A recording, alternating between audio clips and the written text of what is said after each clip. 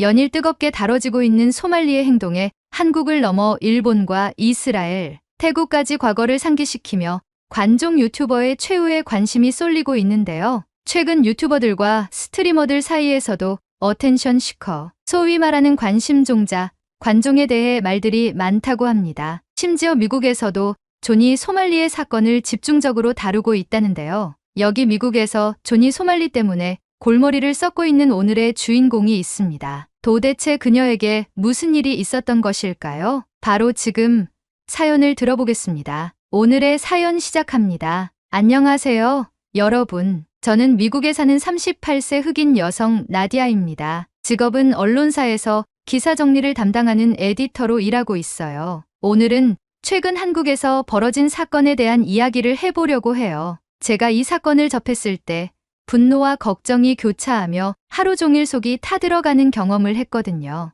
며칠 전 한국에서 조니 소말리라는 미국인 유튜버가 여러 범죄를 저지르고 다닌다는 소식을 듣게 되었어요. 그가 한국에서 도를 넘는 행동을 하며 논란을 일으켰다는 기사들이 연이어 올라왔고, 같은 흑인이라는 이야기를 접하자 화가 치밀었습니다. 왜냐하면 저에게는 불의를 보면 참지 못하는 성격이 있거든요. 사실 저는 어릴 적부터 히어로물을 엄청 많이 봤거든요. 영웅들이 악당을 처단하고 정의를 구현하는 모습을 보며 자랐습니다. 슈퍼맨, 원더우먼, 배트맨과 캐스우먼, 그리고 우리의 다정한 이웃 스파이더맨까지, 심지어 저는 마블의 만화책과 영화도 모두 섭렵했죠. 세상이 검게 물드는 것을 막기 위해 자신을 희생하며 악과 싸우는 영웅들을 지금도 좋아합니다. 제가 언론사에 입사하게 된 이유도 그런 어린 시절의 꿈과 연관이 있어요. 아시다시피 슈퍼맨은 데일리 플래닛의 기자였고,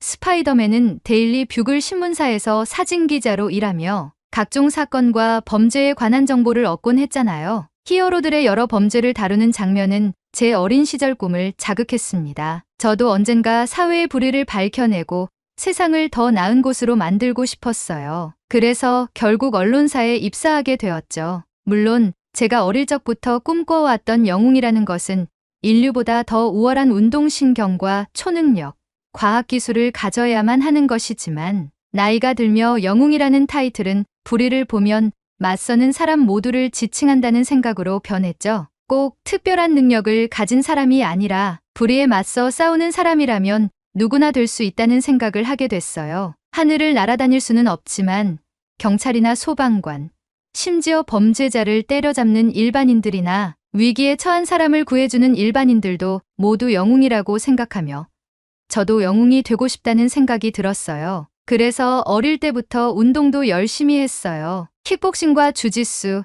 검도 등을 배웠고 20대 후반부터는 한국의 태권도도 배웠었죠. 최근엔 종합격 투기를 취미 삼아 몸과 마음을 단련해오고 있습니다. 제가 너무 제 이야기만 늘어놓았네요. 아무튼 그런 제가 이번에 조니 소말리 사건을 접했을 때 그 분노는 쉽게 사그라지지 않았어요. 저를 더욱 안타깝게 만든 것은 바로 인종적 문제였습니다. 흑인인 조니 소말리의 무분별한 행동이 혹시라도 한국인들에게 흑인 전체에 대한 부정적인 인식을 심어줄까 걱정되었거든요. 한국은 요즘 전 세계적으로 대세잖아요. 어딜 가나 한국에 대한 이야기가 들리고 한국에 관한 관련 기사가 저희 언론사에선 적어도 2개 이상은 매일 다뤄요. 보통 언론사에서는 그 나라와 지역에 맞는 이슈나 사건 사고를 다루는 게 일반적인데, 올해 초부터 한국 문화와 한국 컨텐츠, 한국의 K-팝에 관한 이슈가 체감상 매일 다뤄지는 것 같아요. 그래서 그런지 미국인, 특히 흑인인 조니 소말리가 악행을 저지른 사건이 화두되고 있다고도 생각이 들고요. 한국에서 금지된 행동을 일부러 저지르고 사람들을 모욕하며 유튜브 구독자를 끌어모으려는 그의 모습에 저는 참을 수 없는 분노를 느꼈어요. 더구나 그가 저와 같은 흑인이라는 소식까지 전해지면서 화는 더 크게 치솟았습니다. 게다가 미국은 다른 나라 사람들이 문제를 일으키면 총기나 무력으로 진압하는 일도 허다하게 발생하는 나라인데, 한국에서 미국인이 악한 행동을 하면 한국인은 오죽할까요? 한국은 총기 소지가 불법이잖아요. 한국에서 소말리를 제압한 사람이 맨주먹으로 그를 쓰러뜨렸다는 이야기를 들었을 때 통쾌한 마음이 들기도 했지만 분이 풀리지는 않았습니다. 흑인이 그런 만행을 저질러서 혹여나 한국인들이 흑인들을 다 싸잡아서 차별하진 않을까 하는 우려도 되기도 했죠. 저도 한국 문화를 즐기는 미국인 중 한 사람으로서 이런 사건이 일어났다는 것이 참 안타까우면서 한국인들에게 미안해졌어요. 회사에서 하루 종일 존이 소말리 관련 기사를 정리하고 난 뒤 머리가 너무 복잡해졌습니다. 마음속 분노가 가라앉지 않았어요. 도대체 어떻게 사람이 이런 행동을 할 수 있지? 라는 생각이 머릿속을 떠나지 않더군요. 일을 마치고 퇴근을 하며 체육관에서 운동을 해야겠다는 생각이 들었어요. 운동을 하면서 스트레스를 풀어야겠다는 생각이었죠. 그래서 저는 지금 제가 하고 있는 종합격투기 체육관으로 달려갔습니다. 체육관은 저에게 스트레스 해소와 마음의 안정을 주는 곳이었죠. 그런데 그날 체육관에 들어서자마자 일이 터졌습니다. 제 친구들이 다가오더니 휴대폰을 들고 저를 둘러싼 거예요. 야, 나디야, 이거 봤어? 친구들이 다급하게 휴대폰을 들이밀었습니다. 그들이 보여준 영상은 다름 아닌 존이 소말리의 만행이었죠. 저는 한숨을 쉬며 친구들에게 외쳤습니다. 나 이거 직장에서 정리하고 왔어. 진짜 너무 화나서 도저히 참을 수가 없어. 그러자 같이 운동하는 친구들도 분노의 물결에 동참했습니다. 친구들 대부분이 저처럼 흑인들이라 그들의 반응도 격렬했어요. 이 자식은 대체 뭘 믿고 저렇게 깝치는 거야? 라며 분노했고, 또라이 같은 놈들은 맞아야 돼 라며 입에 담지 못할 욕을 하며 폭발했으며, 그중 한 명은 샌드백을 강하게 돌려차며 내 앞에 있으면 이렇게 담글 거야 라고 말했죠. 친구들이 분노를 터뜨리니 저도 모르게 동화되어 옷도 갈아입지 않은 채 샌드백을 힘껏 내리치고 사이드킥을 후려갈겼어요. 순식간에 체육관 분위기는 뜨겁게 달아올랐고 체육관에 있던 다른 운동인들도 무슨 일인가 싶어 몰려들었습니다. 결국 우린 하라는 운동은 안 하고 둘러앉아서 존이 소말리의 또라이 짓들에 대해 열띤 이야기를 나누며 휴대폰을 쥔 채 각종 정보를 검색하기 시작했어요. 검색을 하다 보니 소말리라는 인물은 각 나라에서 금지하는 행동들, 인종차별, 반정치적 행동들을 하며 관심을 끄는 어텐션 시커였어요. 그야말로 관심병이죠. 이름을 알리고 유명해지고 싶다는 이유 하나만으로 상식에 벗어난 행동들을 하는 사람들을 일컫는 말이에요. 한국에서는 이걸 한국어로 관심종자라고 하더군요. 체육관에 있는 사람들은 어떻게 인간이 이렇게까지 타락할 수 있는지 경이롭다는 말도 하며 분노를 차곡차곡 쌓아 올렸어요. 그 순간 모두가 폭소를 터뜨리는 일이 벌어졌어요. 체육관 관장 친구가 기막힌 일을 벌인 거예요. 존이 소말리의 얼굴을 프린트해서 샌드백에 하나씩 붙이기 시작하는 거예요. 그리고 체육관에 있는 모두에게 소리쳤죠. 여러분, 오늘은 2배, 3배 더 힘차게 타격해봅시다. 모두 덤비세요 라고 외쳤습니다. 그러자 체육관의 열기는 다시 불타올랐고 모두가 소리를 지르며 샌드백을 강하게 치기 시작했어요. 그 에너지가 한순간에 폭발하며 운동이 시작되었죠. 저도 옷을 갈아입고 뜨겁게 운동을 하던 도중 스파링을 마치고 주변을 둘러봤습니다. 모두가 열심히 운동을 하고 있었는데 존슨이라는 친구가 의자에 앉아 고개를 떨구고 있었습니다. 무슨 일인지 궁금해서 다가가 물었습니다. 존슨, 무슨 일이야? 기분이 좋지 않아 보여. 그러자 존슨이 절 쳐다봤습니다. 그런데 그 눈빛이 너무 무서웠습니다. 그의 눈빛은 불타오르고 있었고 호흡도 거칠었습니다. 존슨은 말했습니다. 저 자식, 미국으로 돌아오게 된다면 뼈도 못 추릴 정도로 죽여놓을 거야. 저는 그 말에 당황하며 존슨을 진정시키려 했습니다. 존슨, 나도 화가 나. 하지만 검색해서 봤듯이 지금 한국에서 조사 중이라고 하잖아. 처벌받을 거야. 하지만 존슨은 아랑곳하지 않고 말을 이어갔습니다. 우리 흑인들이 이 땅에서 차별을 받지 않고 살아가는 데에도 수백 년이 걸렸어. 그리고 난 동양인들이 흑인들을 아직까지 차별한다는 것을 알고 있다고. 백인보다 흑인을 더 차별하는 세상이 저 자식 때문에 다시 심해질까봐 화가 나는 거야. 존슨의 말을 듣다 보니 저도 공감하게 되었습니다. 저는 마치고 존슨에게 술이나 한잔하자고 말했습니다. 친구들과 운동을 마치고 체육관을 나서며 인사를 나눈 후 존슨과 함께 근처의 술집으로 이동했습니다. 술과 음식을 시키고 잠시 화장실을 다녀왔는데 존슨은 휴대폰을 열심히 집중해서 보고 있었습니다. 저는 물었습니다. 존슨, 뭐해? 존슨은 아무것도 아니라고 말하며 폰을 덮어두었습니다. 저는 존슨에게 기분을 풀라고 말하며 현재 우리가 할 수 있는 일은 없다고 말했습니다. 그러던 그 순간 존슨이 입을 열었습니다. 사실 나의 할머니는 한국인이야. 할아버지는 흑인이었고 한국전쟁 참전 용사셨어. 그때 당시에 흑인들은 전쟁에 지원을 많이 했거든.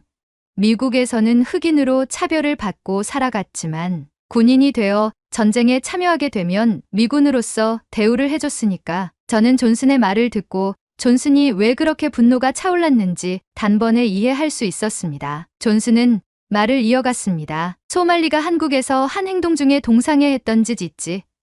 그 동상은 평화의 소녀상이라고 해. 일본이 한국의 어린 여성들을 강제로 전쟁터에 데리고 가서 성노예로 사용했어. 그걸 위안부라고 하고 강제징용된 소녀들의 아픈 마음을 기리기 위해 평화의 소녀상을 세운 거야. 일본의 만행을 기억하게 하고 앞으론 이런 일이 생기지 않길 바라는 마음으로. 존슨은 눈시울이 부러졌습니다. 그리고 체육관에서 보던 눈빛으로 이글거리고 있었죠. 나의 할머니가 강제징용을 당한 위안부였어. 지금은 돌아가셨지만 그때의 기록들을 찾아봤을 때는 지금과 같은 분노가 차올랐었어. 인간이 인간을 사용한다는 게 말이 돼. 흑인들이 미국에서 백인들의 노예로 생활했던 것과 같이 한국도 이러한 아픔이 있다는 게 공감이 되고, 아픔이 있는 나라에서 과거 노예로 생활했던 흑인이 저렇게 깽판 치고 다닌다는 게 부끄럽고 화가 나. 저는 존슨의 말을 들으며 덩달아 분노가 차오르면서도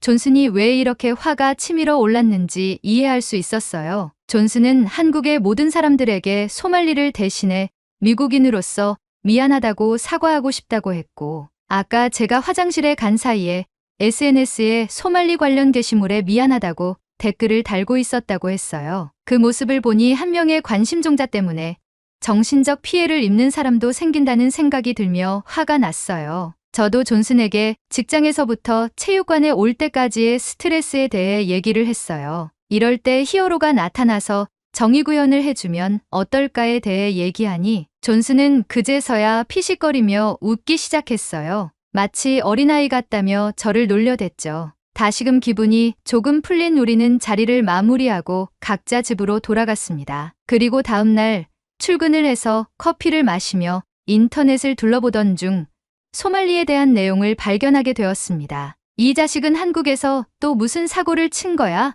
하는 생각에 천천히 읽어봤는데 다름 아닌 소말리와 함께 방송을 하던 패거리의 신상 정보가 한국의 네티즌들에 의해 공개된 것입니다. 그것을 보고 소름이 끼치기 시작했습니다. 평소 신상을 조회하는 것은 경찰들이나 하는 행동이라고 생각했는데 역시 한국은 인터넷의 강국이라서 그런지 신상을 알아내는 것은 일도 아니구나라는 생각을 했죠. 그것을 본 저는 체육관 친구들에게 신상 정보를 공유를 했고 소말리뿐만 아니라 패거리들도 한국에서 나쁜 짓을 했다는 것을 알렸습니다. 하지만 이 선택은 제가 이 사연을 적게 된 가장 큰 실수가 되어버렸습니다. 단순히 체육관에서 운동할 때 뜨거운 분위기로 운동을 하던 것만 생각해서 장난삼아 공유한 글이 지금 글을 쓰는 제게 큰 고민거리로 눌러앉았기 때문이었죠. 저는 평소처럼 일을 마치고 체육관에 도착했습니다. 친구들이 절 반겨주었고 역시나 친구들은 제가 공유한 검색 내용을 이야기했습니다. 친구들이 추가적으로 알아본 바에 의하면 한국에서 현재 소말리 패거리를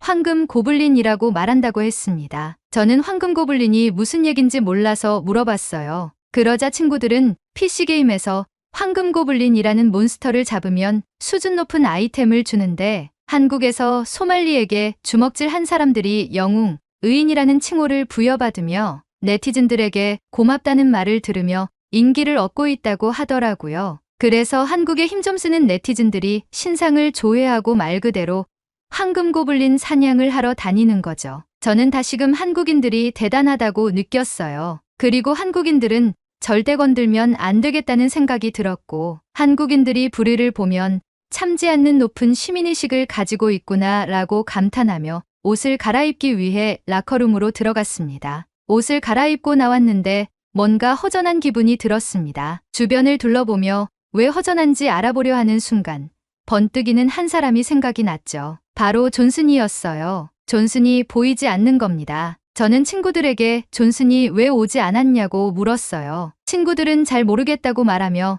대수롭지 않게 넘겼습니다. 저는 순간 술집에서 나눈 얘기들이 떠올랐고 곧바로 존슨에게 연락을 했습니다. 하지만 존슨은 전화를 받지 않았죠. 걱정이 되기도 하며 불안한 마음이 자꾸 차올랐습니다. 혹여나 소말리 패거리에 분노하여 이성을 잃어버릴까봐 조마조마했습니다. 불안하고 답답한 마음에 운동을 제대로 하지 못하고 저는 체육관을 나서며 존슨에게 다시 연락을 했죠. 하지만 전화를 받지 않았고 저는 걱정되는 마음을 안고 집으로 향했습니다. 집에 도착해서 샤워를 마치고 존슨에게 무슨 일이 있는지 걱정되는 마음에 문자를 작성하기 시작했습니다. 그 순간 존슨에게 전화가 오는 거예요. 저는 전화를 바로 받아서 물었어요. 존슨, 무슨 일이야?